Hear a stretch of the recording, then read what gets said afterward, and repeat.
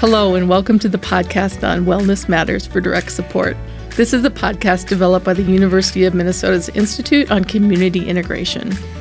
Wellness Matters for Direct Support will focus on the importance of health, wellness, and self-care for direct support workers. My name is Chet Cheddar, and I'm a national workforce consultant, and I'm also a direct support professional. I'm here with my colleague, Mark Olson. Hello, I'm Mark Olson, and I am also a consultant, primarily a trainer in person-centered practices and some other items. And I, too, have spent a lot of years doing direct support.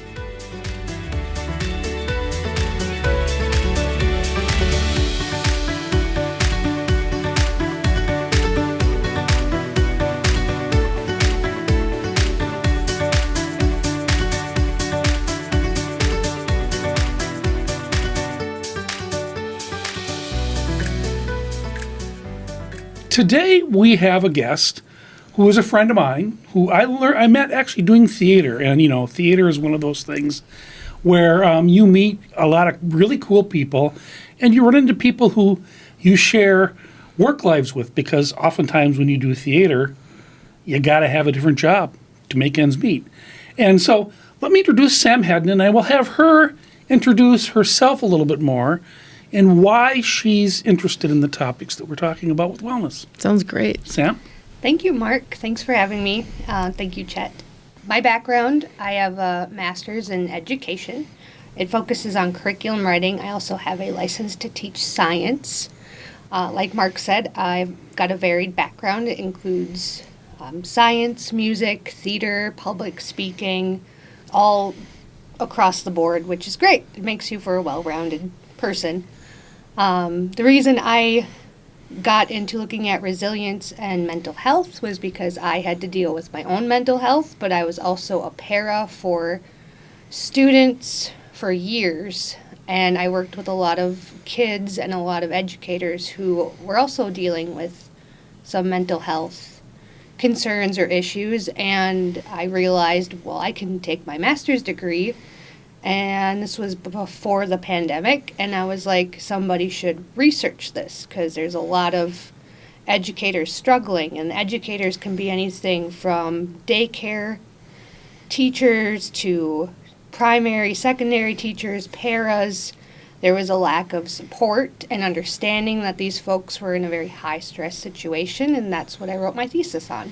And thank you, Sam. And one of the things that I always take and I extrapolate a little bit, because anybody that's in a position where they're supporting others to live the lives they choose.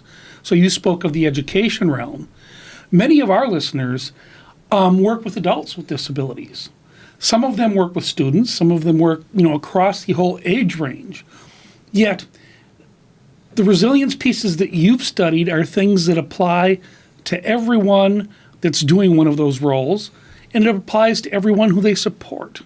So let's get started with our list of questions, and I'm going to ask you the first one, pretty kind of a softball. How do you define resilience?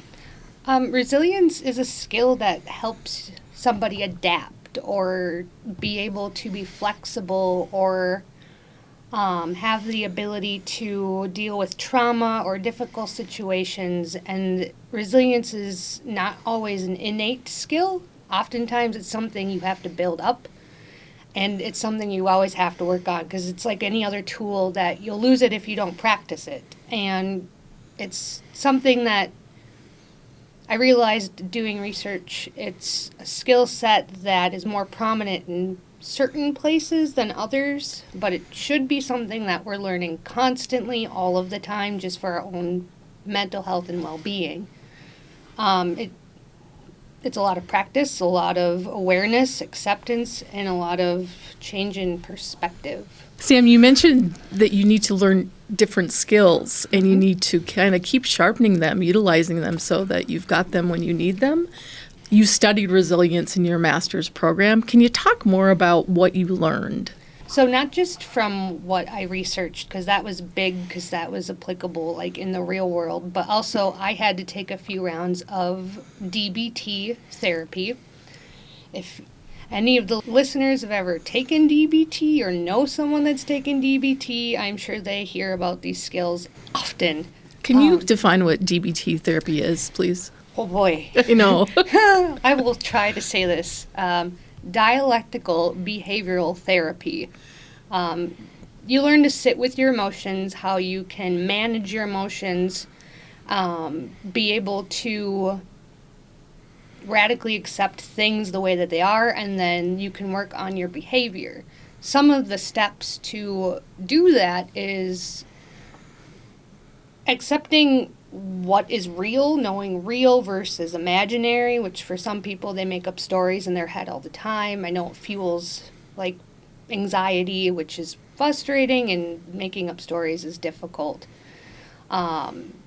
Giving yourself the chance to build relationships with therapists, friends, loved ones, chosen family.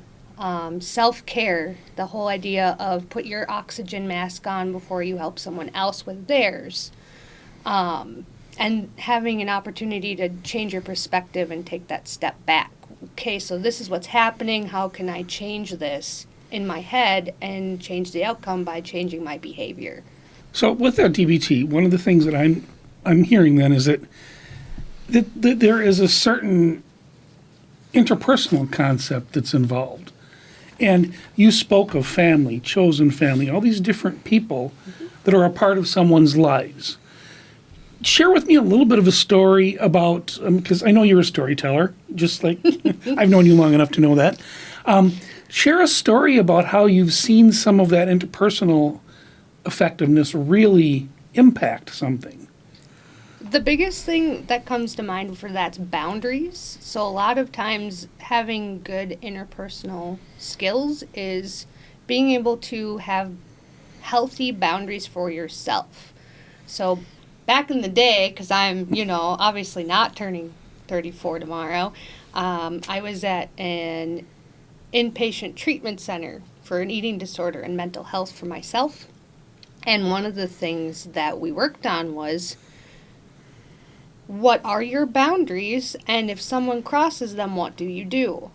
There was a lot of work on how you can communicate with somebody about, hey, you did this and I'm not okay with that. Could you not do that? And if they keep doing it, how do you effectively walk away for your own well-being? So having interpersonal communication skills, interpersonal skills, people always seem to think it has to do with talking. Sometimes it has equal amounts to taking a time out and taking a step away from a relationship of whatever kind. So that's something that I had to deal with because I've had to do that a few times, whether it's no contact or limited contact, and then being able to uphold that. So what I'm understanding when I hear that is that there's a certain part of getting in touch with yourself that has to happen.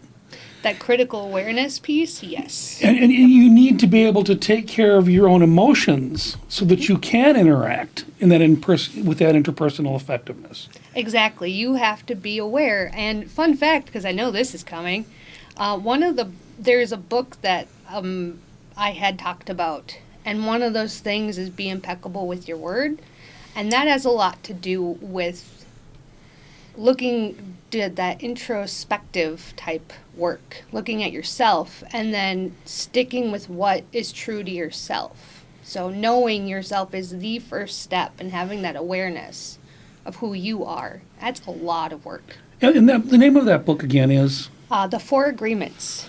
Okay. The 4 Agreement, and it's by Michael Rees. And, Sam recommends that, and there is a number of pieces in that we'll probably talk about as the day progresses. So, Sam, while you were talking about healthy boundaries, I think as direct support professionals, sometimes that drawing that line and having that boundary can be really difficult because we're supporting people sometimes in their homes, in their job. We're together a lot. And so sometimes keeping those healthy boundaries for ourselves can be really difficult, but really important.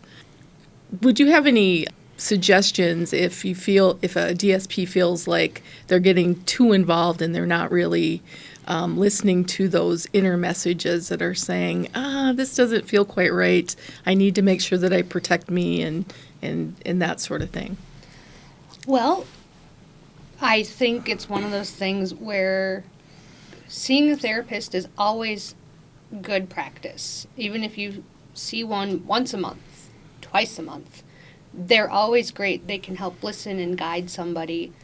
Having a relationship with a manager or somebody that maybe is above you in some way, and working on that relationship, because sometimes, and I've seen people have to do this, where they're like, hey, this line is for me is getting grayed out and I'm not sure what to do. Maybe me working in this environment isn't the best fit for me. And then trying to come up with a game plan for who might be a better fit, or am I better fit somewhere else? And having the chance to work with coworkers or somebody like that to maybe find a better fit. Or even, I was thinking, coming up with the words and the language to explain the boundary with the person that you're supporting in a way that's kind, but it's clear as well. And that way you don't need to leave where you're working or leave your person, but you are setting up your own boundary and taking care of yourself. So you worked as an ed para, which is what I would say is probably very similar in many ways to what our direct support professionals do. Was there ever a time when you actually ran into this or saw someone that you were working with running into that whole boundary concern issue?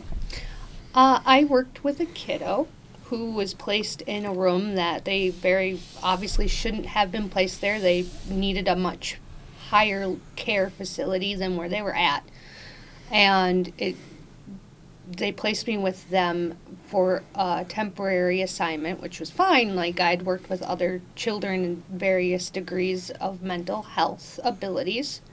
And this young man would get very physical, and he didn't really understand that he could hurt someone. He was bigger, he was just about to enter high school, and it got to the point where I did have to be vocal with my peers and say, hey, I may have to talk to you guys about helping me because there's certain things I can't do.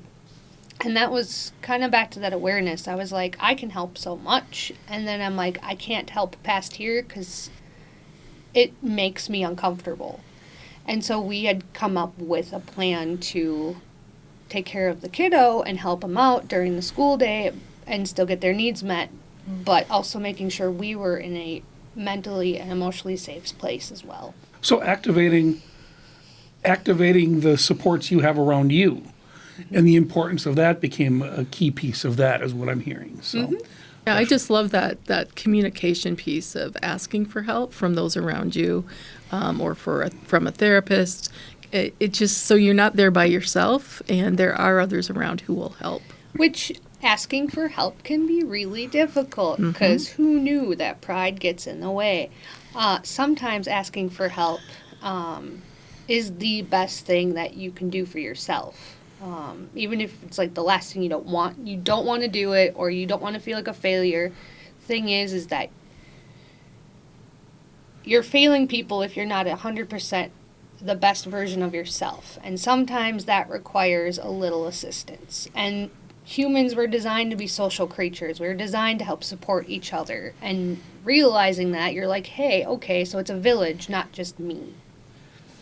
Yeah, I love that. what gets in the way of being resilient? A lot of people, from research for my thesis, is it took a lot of time. It wasn't just a one-day course and bam, you're like perfect at it. It was something you do once a week, or you have to practice daily. And once we talk about some of these books, they talk about always do your best. Sometimes your best is going to be 100% Superman, I've got this. Sometimes your best is going to be 10%, I'm eating a bag of chips on the couch and watching like some kind of TV show for the next 12 hours. We'll go with Hallmark movie for this time of season. Absolutely not. Okay.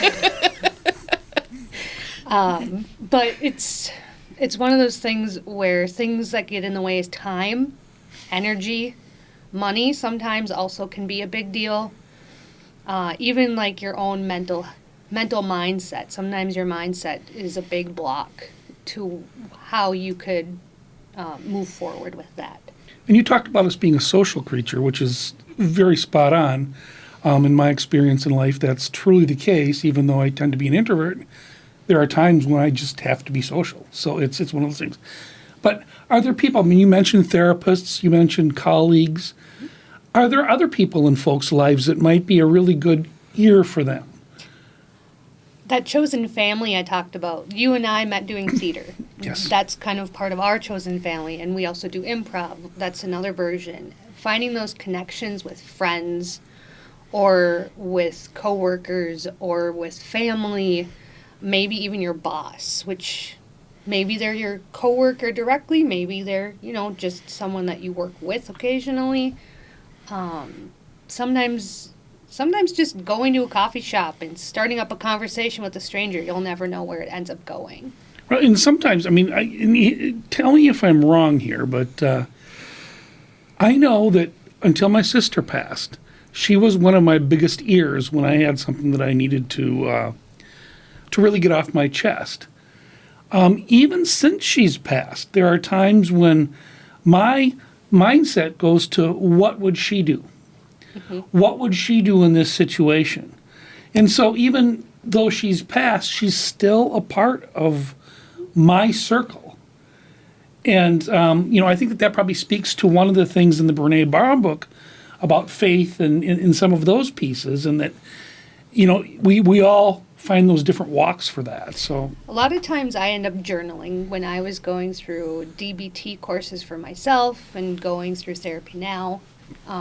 Just for maintenance, I do a lot of journaling. So I have a whole journal just with lists of gratitude, things I'm grateful for. But at the bottom, I'll always jot down a note to the universe or the higher power or whatever someone wants to call it, just about, this is where I'm at.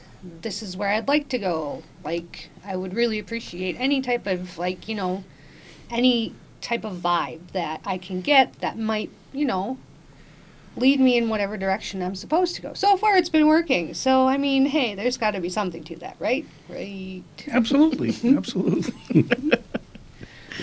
I like to think of myself as a fairly resilient person, but there are times when I know that resilience has worn down. And I think this time after, we're still in a pandemic officially, but I think I'm worn down and other people are worn down.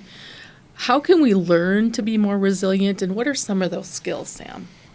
Learning to be resilient, like I said, it's a skill that takes a lot of practice and a lot of patience. The self-care part is do something you love. Take the time out. Make sure you've scheduled something that you enjoy, that, you can wind down and kind of just do.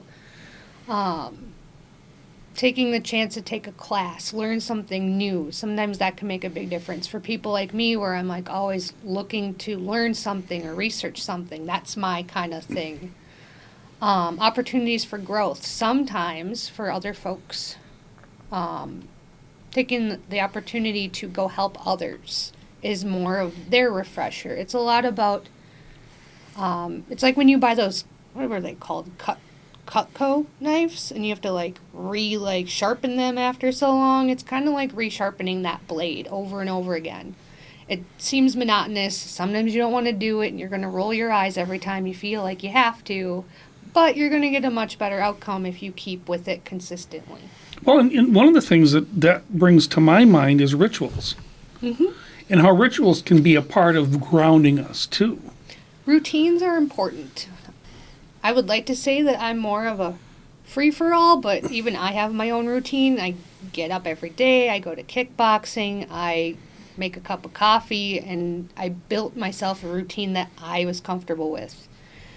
Other people have different routines, but yes, routines are a big deal, especially for feeling, more grounded or down to earth. Sometimes that helps. One for me, one of the things that I've gone back to recently, and maybe it's because I haven't even thought of it in this way of being resilient, but I've gone back to making my coffee the way I used to make my coffee, which is a real process, and there's a think time that goes along with it. So I've gone to doing a pour over instead of using the Keurig at the office. And that pour over gives me time to kind of plan my day and kind of figure out where I'm at that day. And if I'm going to be that person that's superpower 100%, or if I'm at the point today where, hey, just showing up's going to be the best I can do. And I think routines help with that. I know quite a few people who their days immediately just like flush down the toilet. They're like, I didn't do this right this morning, and this didn't happen the way I was supposed to.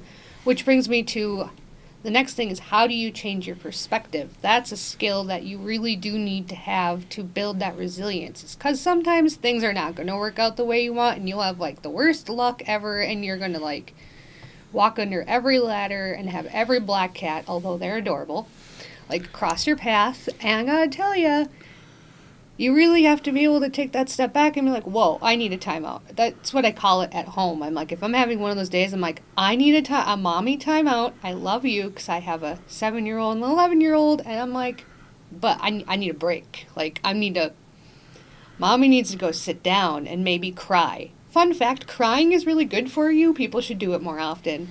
It's a great release. And they should laugh as well. Well, that too, yes. I'm hoping that there's a good balance of both. Not more than one than the other, but yeah. Yeah, I'm a bit of a sports fan, and the whole V Foundation had its thing going on recently. And one of the things that Jim Valvano said was, you should laugh every day and you should cry every day. Mm-hmm. And then you've had a full day, It's getting in touch with the emotions that are a part of who you are and making sure that you're taking care of yourself in that manner. Right. That balance, DBT is all about where is that happy medium. Not one or the other, but that nice happy Goldilocks spot.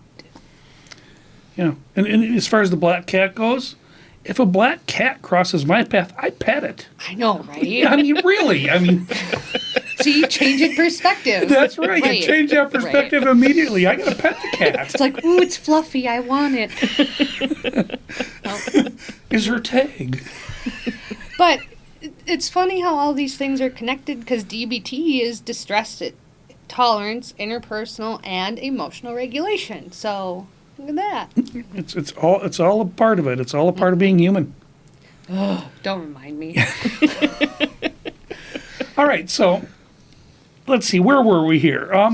What recommendations do you have to learn more about being resilient?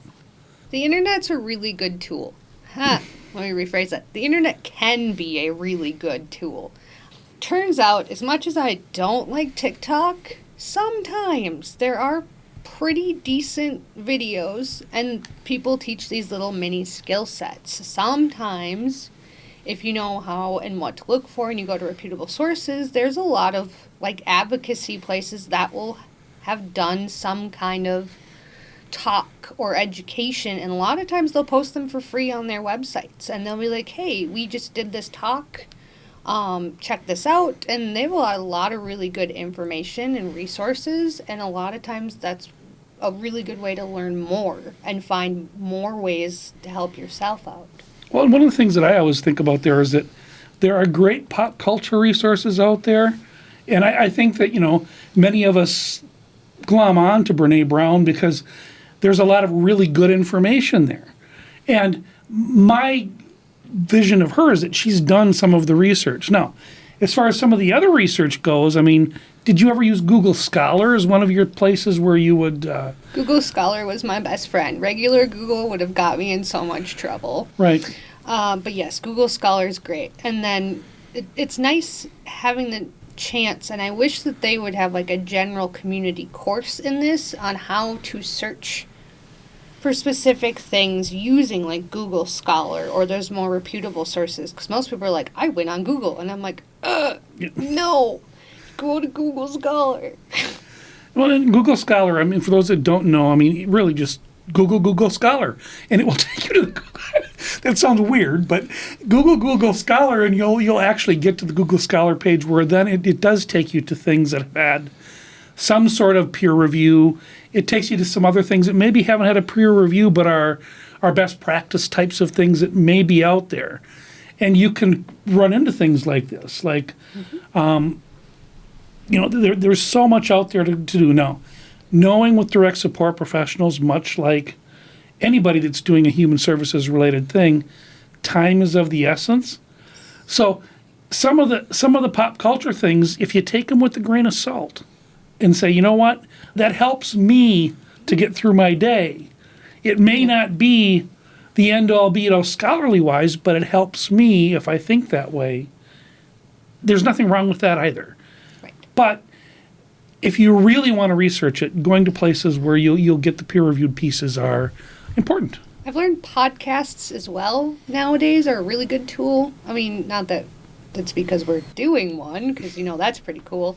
But podcasts in general, there's a lot of people that have a lot to say, and it's a really good platform to hear other people's stories. Like, I have an autoimmune disorder. It has to do with my thyroid. So there's podcasts that I listen to, and it's usually about, how did it work for this person? How did it work for that person? And then how do you tailor that to yourself? So, Well, and just one more story about resilience, and part of why I met you, Sam.